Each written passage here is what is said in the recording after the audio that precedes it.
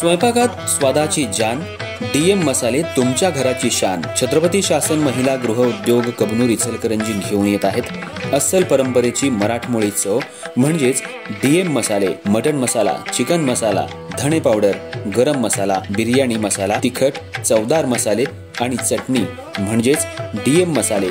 तर आजच आपल्या जेवणाची रंगत वाढवण्यासाठी केमिकल विरहित डीएम मसाले, गृहिणींच्या मनातले मसाले आणि चटणी अवश्य वापरा। डीएम मसाले महिला बचत गटाद्वारे करणारे स्वच्छ माफक दरामध्ये म्हणजेच डीएम मसाले।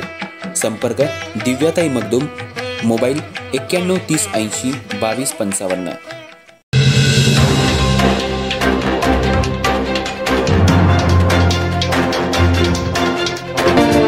नमस्कार, मी तेजस्विनी मगदूम। एम मराठीमध्ये आपल्या सर्वांचं स्वागत आहे। पाहूया ठळक घडामोडी।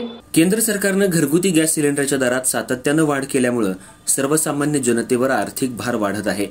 या दरवाढीच्या निषेधार्थ आज इचलकरंजी महाराष्ट्र नवनिर्माण सेनेच्या महिला आघाडीच्या वतीनं प्रांताधिकारी मोसमी चौगले यांना निवेदन देण्यात आलं।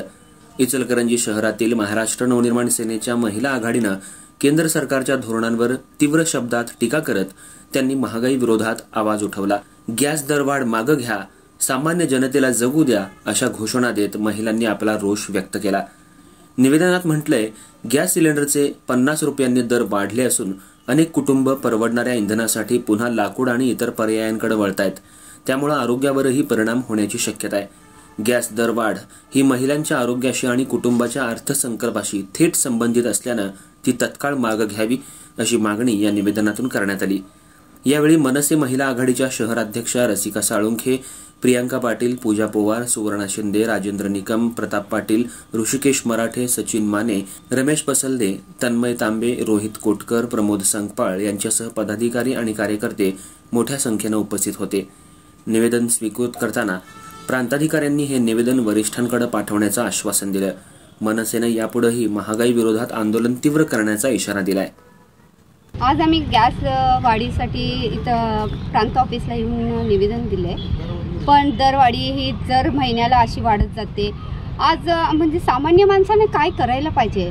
प्रत्येक वेळी दर महिन्याला तुम्ही जर गॅस वाढवत गेलात तरी आज सामान्य माणसांचं, गरिबांचं गॅस घेणे ह्या म्हणजे शक्य होणार नाही। आणि आज भाजप सरकार आलंय असं म्हणत होते की भाजप सरकार आलं तर आज आमचं कल्याण होणार, पण आज भाजप सरकार येऊन देखील आजपर्यंत कल्याण काय झालंय? आता आणि असंच वाढत चाललं तर कसं करायचं गोरगरिबांना?